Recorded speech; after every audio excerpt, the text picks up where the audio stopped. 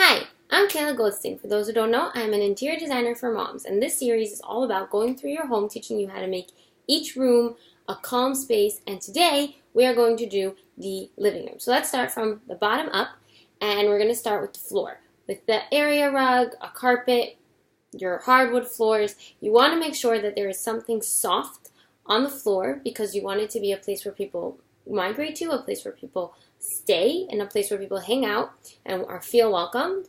So you want to make it someplace soft. It doesn't have to be a carpet. It doesn't have to be a high pile rug. It could just be a very small area rug. It doesn't have to be anything too fancy, but it is good to have something there to mark the space and something to give it a little bit of softness.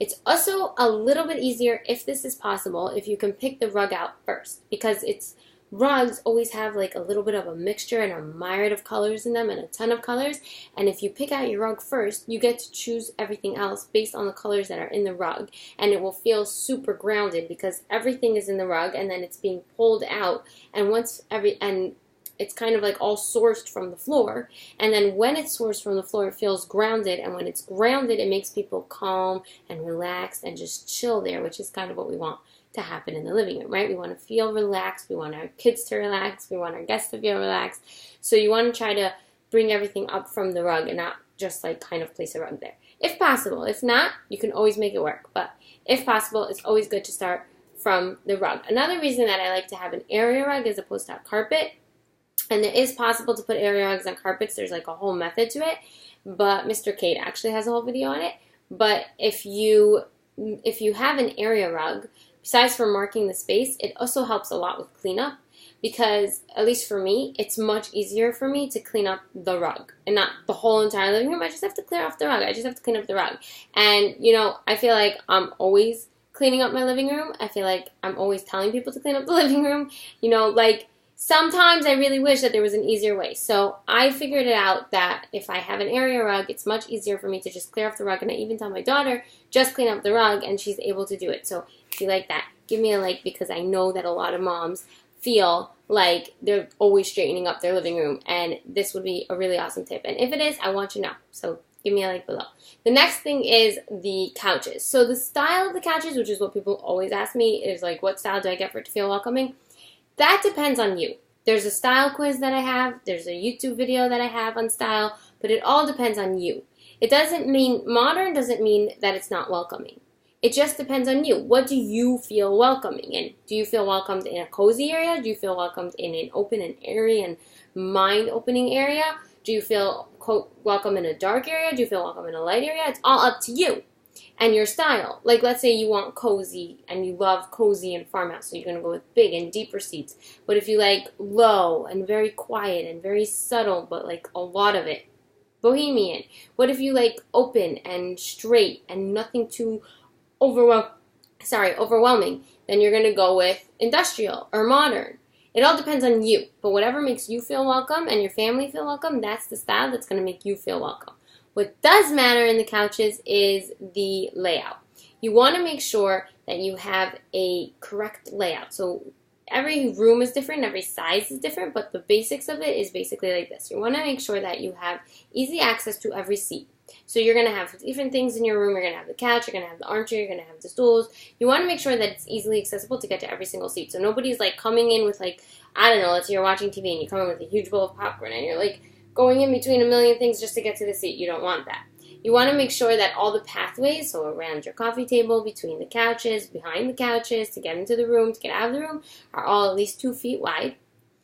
And you want to make sure that you have a conversation circle. So you want to make sure that when everybody is sitting, they are all more or less facing each other. Now, this doesn't mean that it has to be a perfect circle. It can be a triangle, it can be a square, but basically everybody needs to be facing each other so that conversation flows easily.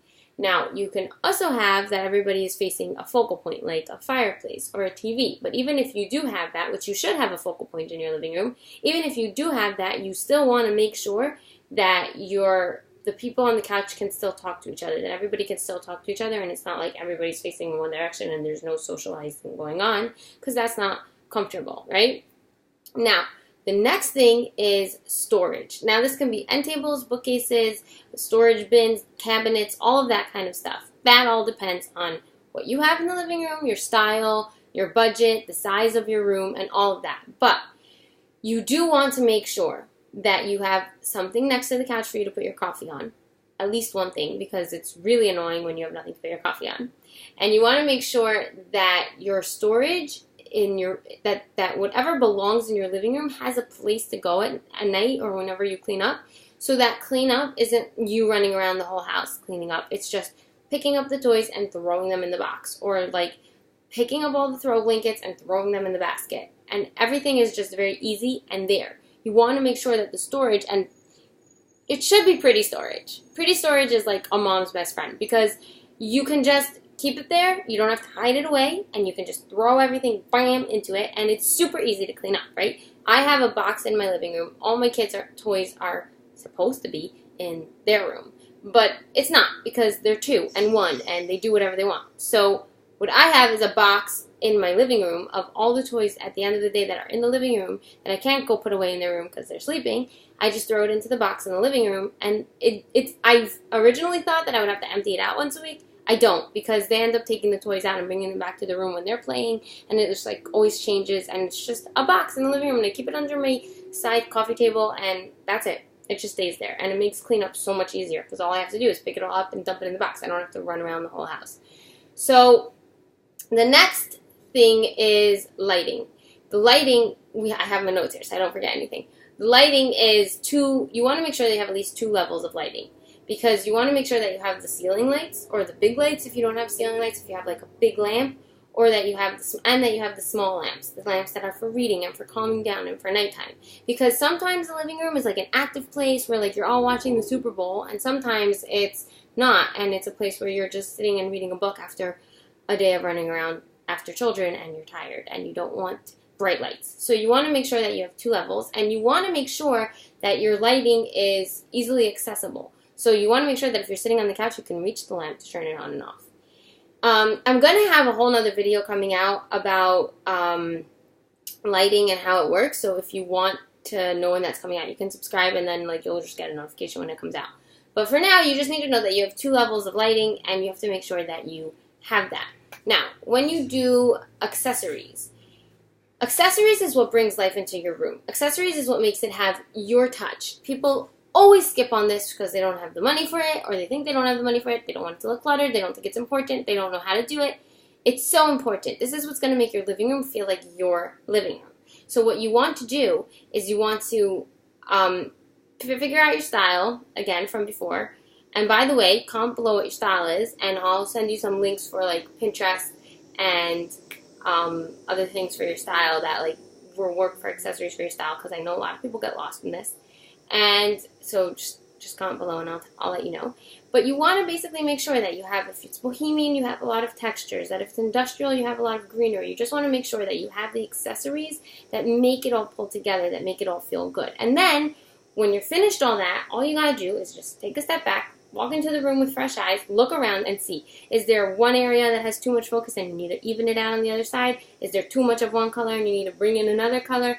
Is there too much of something? Is there not enough storage? Is there too much storage? Do you need to put, and also that's the other thing, like if there's something that doesn't belong in the living room, keep it somewhere else so that nobody ever brings it into the living room. So that cleanup is just everything that's in the living room belongs in the living room. It's just a matter of putting it away in the right place, and you're not running around the house like a maniac after the kids are asleep, and all you want to do is sit on the couch, and you can't because it's covered in stuff. So this way you just go zoop, zoop, and you sit, which is so much easier, and you don't feel like, oh, I'm going to have to clean that up later. It's not worth it.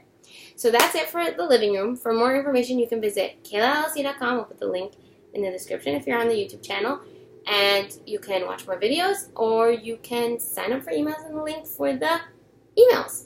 So that's it. Have a good day, you guys. Bye.